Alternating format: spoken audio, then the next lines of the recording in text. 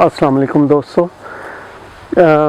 वैसे तो आज मैंने अपनी ये पेंटिंग कंप्लीट करनी थी। ये मेरी इन्वायरमेंट प्रोटेक्शन सीरीज़ की पेंटिंग है। इसका नाम है क्राई फॉर हेल्प। आप शायद देख ही रहे होंगे कि it is an impasto impressionist style painting. Impasto means कि ये उभरी हुई है, जिस तरह ये दरख्त की छाल होती है उस तरह से मिक्स मटेरियल यूज़ करके ये बनी है। अभी इस पे ऑयल पेंटिंग की लेयर चल रही है और इसमें ये जंगल का इकोसिस्टम मैंने दिखाया है। अब मेरा ख़्याल है कि आप में से बहुत सारे लोगों को मेरे से ज़्यादा इल्म होगा कि किस तरह जंगल में ये सारे प्लांट्स, पौधे और जानवर एक इकोसिस्टम में परोए हुए हैं। हर चीज़ एक दूसरे के साथ लिंक है। और ये दरख्तों के बारे में तो बहुत ज़्यादा रिसर्च भी हुई है कि ये सारे इतने ज़्यादा एक दूसरे से लिंक हैं कि एक खुशी गमी भी शेयर करते हैं एक दूसरे के साथ। कोई पौधा बीमार होता है तो नीचे से जड़ों के साथ एक दूसरे के साथ मिले हुए हैं, रूट्स के साथ, और उसको खाना देते हैं, उसको फूड न्यूट्रिशन प्रोवाइड करते हैं सारे मिल के। और इसी तरह इवन एल्गी और फंगाई, जो छोटी छोटी काई जो ये ग्रीन से कलर की, ब्लैक कलर की, आपको अगर कभी जंगल से गुज़र हुआ हो तो आपको नज़र आती है, वो भी सारे इकोसिस्टम में बहुत इम्पॉर्टेंट है। एक जगह उन्होंने एक्सपेरिमेंट किया और उस काई को ख़त्म कर दिया तो उससे दरख्त बीमार होने शुरू हो गए, क्योंकि वो एक पूरे इकोसिस्टम का ऑर्गेनिक साइकिल का वो हिस्सा है कि वो जो ऑर्गेनिक मैटर है उसको डिकम्पोज करती है और फिर रीयूज़ करती है, न्यूट्रिशन प्रोवाइड करती है। बहरहाल जब रूट का जिक्र करते हैं और ये इकोसिस्टम की बात करते हैं तो हमें पाकिस्तान का फिर फ़ौरन जहन में आता है, और पाकिस्तान से कभी खैर की खबर नहीं मिलती है बाहर। आज अभी मैंने ये वीलॉग तो नहीं करना था, पेंटिंग ही कंप्लीट करने का इरादा था, मगर वो ये आरिफ अलवी साहब का बयान नज़र से गुजरा जो सोशल मीडिया के मतलब वो फरमा रहे हैं। अब पता नहीं वो इस्टेब्लिशमेंट के ईमा पर लगे हुए हैं या कोई गवर्नमेंट से उन्होंने डील की है, लेकिन अगर ये सोशल मीडिया पर जो लग रहा है, लग रहा इनकी और पिछली जिस तरह की हम रवायात देखें तो ये क्रैक डाउन करने का सोच रहे हैं अगर सोशल मीडिया पर, तो this will be an extremely bad move. देखें, ये आप ऐसी है जैसे आप बीमारी की असल इलाज करने की बजाय सिम्टम की तरफ भाग खड़े हों, उसको करते रहें और बीमारी को बीच बढ़ने के लिए छोड़ दें पीछे। तो ये उसी तरह जिस तरह वो एक डीप चली जाती है, फैल जाती है, ये इसी तरह का इनके साथ फिर मसला होना है। असल प्रॉब्लम हल करना चाहिए इनको, जिसमें मेरा ख़्याल है कि बहुत सारे लोगों का कसूर है, इस्टेब्लिशमेंट का भी है, पॉलिटिकल लोगों का भी है। जिस तरह खान साहब का फॉर एग्ज़ाम्पल कि जिस तरह उन्होंने, या बाकी लोगों ने भी, अब वो भी उसी में ही कूद गए हैं, बाकी पॉलिटिकल लीडर्स भी, कि आपने सर्वाइवल इंस्टिंक्ट लोगों के ट्रिगर कर दिए हैं पॉलिटिकल एरिना में। अब सर्वाइवल इंस्टिंक्ट ह्यूमंस में सबसे स्ट्रॉन्ग इंस्टिंक्ट है कि अगर ये ना किया तो मारे जाएंगे। अब ये इस वक्त चल रहा है, लोगों को ये लगता है कि अगर ये ना हुआ तो बस गए, और वो पॉलिटिकल साइड पे। हालांकि ये चीज़, अगर ये इंस्टिंक्ट इसको स्टिमुलेट करते इकोनॉमिक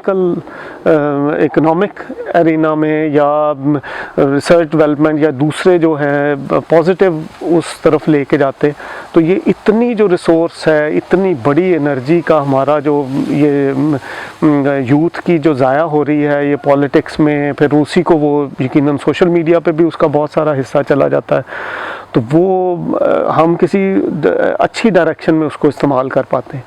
अब खान साहब ने अपने 3.5 साल घबराना, लेकिन इंस्टीट्यूशन कोई नहीं बिल्ड किया उस वक्त, कोई पॉजिटिव इकोनॉमिक, जिसको हम इंक्लूसिव प्रोडक्टिव इकोनॉमिक जनरेशन होती, वो नहीं की। सारा रियल इस्टेट पे फोकस रखा। अब रियल इस्टेट को ऐसे ही समझ लें आप जिस तरह के ये स्टीरॉयड होते हैं मेडिसिन में, हम देते हैं कि एक क्विक बूस्ट सा मिल जाता है, टेम्परेरी सा, लेकिन नीचे से अगर आप उस पर रिलायंस शुरू कर दें तो नीचे सारा जिस्म खोखला होना शुरू हो जाता है। या एनर्जी ड्रिंक समझ लें तो, लेकिन वो हल नहीं होता मसले का हल है कि आप R&D में जाएं, रिसर्च एंड डेवलपमेंट में। इवन आपकी एक्सपोर्ट इंडस्ट्री आप देख लें कि वो इतनी ज़्यादा डिपेंडेंट है बाहर के उससे। एक लॉ इधर चेंज होता है, आपकी सारी पीछे इंडस्ट्री बैठ जाती है, क्योंकि आप कच्चे बनाने जराबें एक्सपोर्ट कर रहे हैं। रॉ मटेरियल कई दफ़ा थोड़ी सी भी कोई बेहतर चीज़ आपके पास आती है किसी बड़े ब्रांड की, उसका वो रॉ मटेरियल भी बाहर से आपको दे, वो आप वो भी नहीं बना पाते। आप धागे भी कई बाहर से, अच्छे वाले धागे बाहर से मंगवा रहे हैं, वो भी आपने खुद नहीं बनाए हुए। इसी तरह मुझे बताया एक अच्छे एक्सपोर्टर्स ने कि बाहर से जो अच्छे ब्रांड्स अपनी स्टिचिंग भी करवाते हैं पाकिस्तान से, वो कई दफ़ा पुर्जा भी अपना साथ देते हैं। मशीनें पहले इटली से आती हैं आपकी, मतलब सप्लाई चेन में आप का बहुत ज़्यादा रिलायंस है बाहर, वो आप इंपोर्ट करते हैं फिर आप उस पर एक्सपोर्ट करते हैं। इसी तरह बाकी चीज़ों में, सोलर एनर्जी में आप देख लें, सोलर पैनल सारे बाहर से आ रहे हैं। तो खुदारा ये सारी इतनी एनर्जी आपने पॉलिटिकल अरीने में घुसा दी है, सारा यूथ को इस तरफ एक्टिवेट कर दिया है, उसको आप किसी दूसरी तरफ लेके जाएं, उसको सही तरह से डायरेक्ट करें और उनको काम पे लगाएं, उनको ये स्टार्टअप कंपनीज़ का शुरू करें। इस गवर्नमेंट को चाहिए, पिछली गवर्नमेंट ने तो खैर किया नहीं, इनको अब चाहिए कि उस तरफ निकलें, टेक कंपनीज़ का सिस्टम जनरेट करें, एग्रीकल्चर में, फार्मा में ये स्टार्टअप कंपनीज़ का जो है वो दाग बेल डालें कि जहाँ पे जो नॉलेज है, जो स्किल है, उसको इक्विवेलेंट करें फाइनेंस से, और या फाइनेंस उनको इजीली प्रोवाइड करना शुरू करें। जो लोगों के पास आइडियाज़ हैं और वो करना चाहते हैं, उनको आसानी से दें और उनको प्रोटेक्ट करें, और फिर इस तरह से सर्कल चलेगा। वरना ये मगरमच्छ उनको खा जाएंगे तो वो फिर सर्कल नहीं आपका चलता। इसी तरह ह्यूमन रिसोर्स एक्वायर करें जहाँ से हो सकता है, अंदर जनरेट करें उसको, स्किल को, ह्यूमन रिसोर्स, अपना नॉलेजफुल जो है वो प्रोफेशनल्स को हायर करें। उनसे बजाय पैसे मांगने के बाहर आके उन्हें कहें जी हमें आपका नॉलेज और आपकी स्किल चाहिए। इस तरह से आप अपनी यूथ को पॉजिटिवली इंगेज करें, उसको वो खुद ही सोशल मीडिया से डिसंगेज हो जाएंगे जब कोई बेहतर उन्हें ऑप्शन मिलेगी। अब इस वक्त उनके पास है ही नहीं करने को कुछ, तो अगर आप ज़बरदस्ती इस तरह पाबंदियाँ लगाएंगे तो वो क्या करेंगे फिर? वो फिर दूसरी डिसरप्शन, फिज़िकल डिसरप्शन की तरफ चल निकलेंगे। तो खुदारा ऐसे ना करें। और दूसरा, खान साहब का मुझे समझ नहीं आ रही कि भाई इलेक्शन तो आप क्या करेंगे इलेक्शन में इलेक्शन अगर हो भी गया और इस तरह का जिस तरह का इस वक्त पॉलिटिकल माहौल है, देखिए इसमें कोई पार्टी इलेक्शन वो जो हारेगी वो मानेगी नहीं, वो फिर जत्थे लेके, और पाकिस्तान में जिस तरह से गुर्बत फैली हुई है, चंद अरब रुपया खर्चें और आपको जत्थे मिल जाएंगे, वो इस्लामाबाद पे चढ़ाई शुरू कर देंगे जो भी हारेगा। तो वो तो एक और नया सिलसिला फिर शुरू हो जाएगा। जिस तरह वो इब्राहिम ज़ौक साहब का शेर है कि अब तो घबरा के कहते हैं कि मर जाएंगे, मर के भी चैन ना पाया तो किधर जाएंगे। वो सारा इलेक्शन हो भी गए और आपका यही सिलसिला चलता रहा। अब जितने आपने इंजेक्शन ठोक दिए हैं कौम को ये मोटिवेट करके और सारा कुछ करके, और फिर उनकी एक्सपेक्टेशन जितनी ज़्यादा हाई हो जाती हैं उसके बाद, तो ये सारी एनर्जी को डाइवर्ट करें इकोनॉमिक उसमें। ये economy is the base for everything. रोटी पानी मिल रहा हो, खाना पीना चल रहा हो, लोगों को आगे बढ़ने के मौके मिल रहे हों तरक्की करने के, तो कैसे? और फिर इम्पीरियल हम उसको, जो ये इंटेलेक्चुअल इम्पीरियलिज़म है जो लेटेस्ट अभी जिस तरह से सिलसिला चल रहा है, या जिसको न्यू फॉर्म ऑफ कॉलोनियलिज़म, कि आपको आपके जहनों में ये बिठा दिया गया है कि भाई आप नहीं कुछ भी कर सकते, इसीलिए आप सारी रिसर्च एंड डेवलपमेंट वेस्ट ही करता है। आपने उनको अपने आका जहनी तौर पे मान लिया। वो जो खान साहब बात करते हैं वो इसमें असल में अप्लाई होती है कि आप इसलिए वो आप पे हावी हैं कि आप वो सारी चीज़ें तरक्की की वहाँ से आ रही हैं, आप कुछ कर नहीं रहे। वो अगर आप नहीं भी डेवलप कर पाते तो कम से कम कॉपी करने की सलाहियत ले लें। बहुत सारी चीज़ों के पेटेंट्स फार्मा में तो डेफिनेटली। अब देखें, अभी मैं रिसेंटली एक असाइनमेंट की है कंपनी की, बहुत बड़ी फार्मा की कंपनी है, उसकी सिर्फ 3 प्रोडक्ट्स हैं जो 10-10 बिलियन के बिज़नेस कर रही हैं, अकेली प्रोडक्ट 10-11 बिलियन का, 70 बिलियन के उसका सालाना टर्नओवर।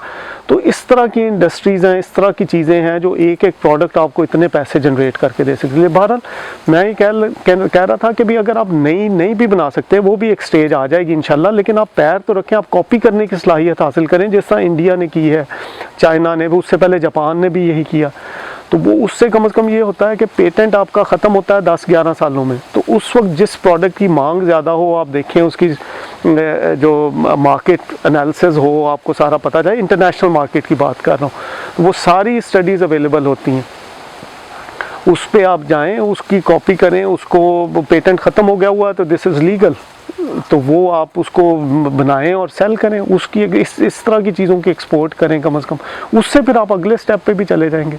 लेकिन इस तरफ पॉजिटिव उसमें जाएं। अभी मुझे लग रहा है कि पॉलिटिकली जिस तरह ये वो क्या था 16वीं सदी का था मैकियावेली, जो फ्लोरेंस का, जिसने वो दी प्रिंस बुक लिखी थी, मेरे ख्याल 1513 में लिखी और 32 में शाया की, निकोला मैकियावेली।